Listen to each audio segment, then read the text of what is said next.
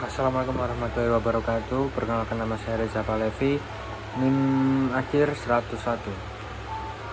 Di sini saya akan menjelaskan tentang sedikit sejarah dari pasal 18 Undang-Undang Dasar 1945.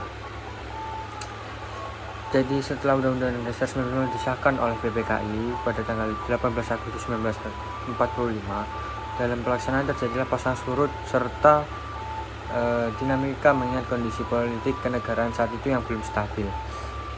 Sejak tahun 1945 sampai akhir masa Orde Lama pada tahun 1965, ketentuan tentang pemerintah daerah mengalami dinamika sesuai dengan perkembangan politik dan hukum ketatanegaraan Indonesia, di mana ini berkaitan dengan pasal 18 Undang-Undang Dasar 1945. Dalam realisasi pelaksanaannya ditopang oleh berbagai sumber hukum yang sangat penting. Pertama, Undang-Undang Dasar 1945 yang berlaku sejak tanggal 18 Agustus 1945, khususnya pasal 18 beserta penjelasannya.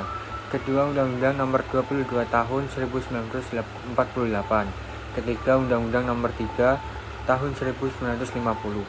Keempat, Undang-Undang Nomor 1 Tahun 1957. Kelima, Penetapan Presiden Nomor 6 Tahun 1959.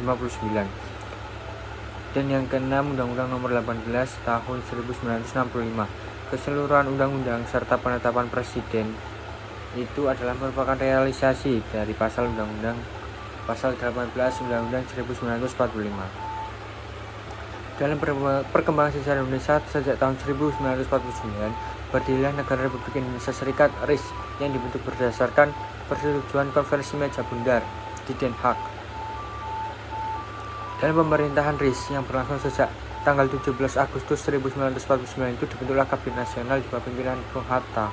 Selama pemerintahan negara RIS terdapat beberapa negara bagian lain negara Indonesia Timur, negara Sumatera Timur, dan Yogyakarta yang merupakan salah satu negara bagian RIS.